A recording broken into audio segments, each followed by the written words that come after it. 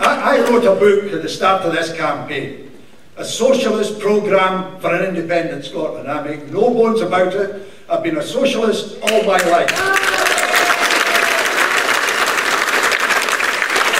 I entered politics when I left the Royal Navy in 1960. And my generation had a great ambition. It was to shift the balance of wealth and power to the Scottish working people and their families.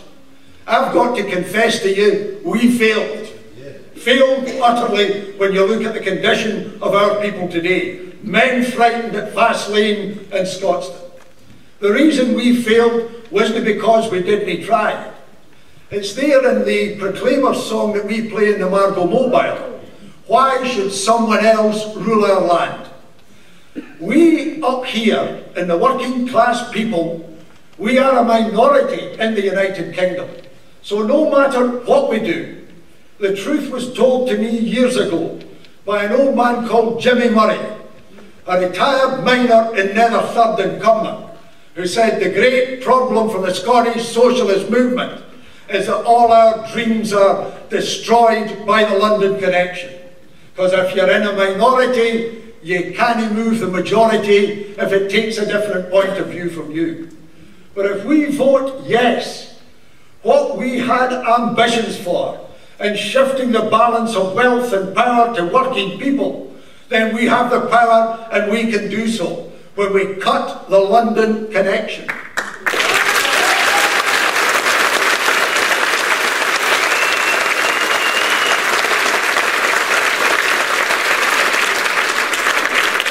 With independence, it will be no more relevant how England votes than France and Japan and Australia votes. If we elect a government, and let us say it was a Labour government, if we go to the polls on a Thursday and we vote Labour, when we wake up on a Friday morning, that's the government we get. That's the guarantee of independence. The other thing is, you can't shift the balance of wealth and power to working people and their families unless you get full employment. They're boasting about 6% unemployment being a good thing. If we have a policy that drives towards everybody in a job, the bargaining power of the worker increases.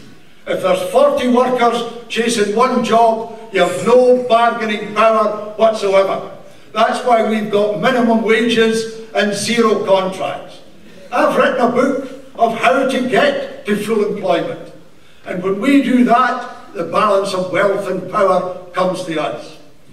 Think of why the Duke of Buccleuch gave money to the No Side 10 days ago. He's one of the biggest landowners in Scotland. He doesn't pay a penny on his landowner and never has done. Well, when we're independent,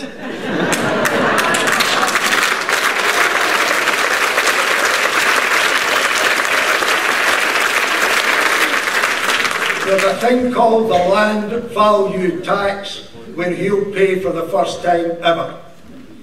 He's paid money to the No campaign to defend his interests. I'm telling you, you vote yes in your interests. Now I want to finish by saying this. Human society cannot guarantee a painful life for everyone from birth to the end. It is not possible. There are accidents that happen to people. There are the distressing things that happen.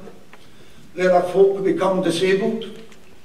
And like some of the disabled who are under pressure at the moment, there will be tears. There will be tears when someone dies in a family or someone seriously injured. So, but there are different kind of tears on the Scottish face. There are those tears that no government can do anything about. But there are unnecessary tears. A mother crying because she can't feed her children is an unnecessary tear.